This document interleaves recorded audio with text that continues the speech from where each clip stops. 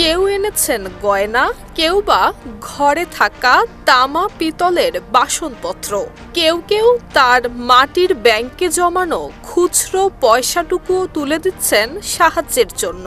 আর এই সাহায্য হাজার মাইলের দূরত্ব পেরিয়ে পৌঁছাবে ইরানে। মানবিকতার এমন নজিরে প্রশংসায় ভাসছেন ভারতের জম্মু কাশ্মীর, উত্তরপ্রদেশ সহ বেশ কয়েকটি রাজ্যের বাসিন্দারা। কাশ্মীরের বদগাম, বারামুল্লা সহ একাধিক জেলায় ঈদুল ফিতর উদযাপনের পর শিয়া অধ্যুষিত এলাকাগুলোতে স্বেচ্ছাসেবকরা হামলায় ক্ষতিগ্রস্তদের জন্য বাড়ি বাড়ি গিয়ে চাঁদা তুলেছেন। RICL TMX, যুগের পর যুগ স্থাপনা থাকে মজবুত।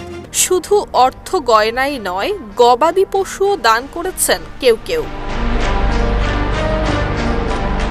সংবাদ মাধ্যম টাইমস অব ইন্ডিয়ায় প্রকাশিত এক প্রতিবেদনে বলা হয়েছে, ইরানে যুক্তরাষ্ট্রের হামলায় নিহত শিশুদের পরিবারকে সহায়তার জন্য ভারতীয় মুদ্রায় প্রায় 15 লক্ষ টাকা মূল্যের একটি জমি দান করেছেন মিরাটের একটি পরিবার। ওই জমি নিলাম করার পর সংগ্রহ করা অর্থ তুলে দেয়া হবে মার্কিন হামলায় ক্ষতিগ্রস্ত পরিবারের হাতে।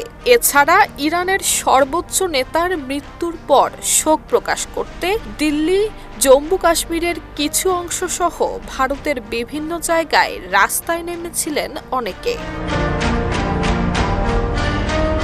ইরানের সঙ্গে ভারতের সম্পর্ক দীর্ঘদিনের। ইরানের বিরুদ্ধে ইসরায়েল এবং যুক্তরাষ্ট্র যৌথভাবে হামলা শুরু করার পর বিশ্বের শক্তিশালী দেশগুলো কারো না কারো পক্ষ নিয়েছে। কিন্তু ভারত এই পরিস্থিতি নিয়ে উদ্বেগ প্রকাশ করে ওই অঞ্চলে শান্তি এবং স্থিতিশীলতা বজায় রাখার কথা বলেছে। পাশাপাশি সংঘাতের আবহে থাকা সমস্ত দেশকে সংযম দেখানোরও আহ্বান জানিয়েছে।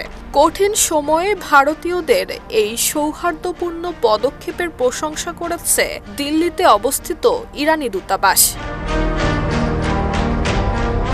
নুসরাত জাহান মেহেক, ঢাকা পোস্ট।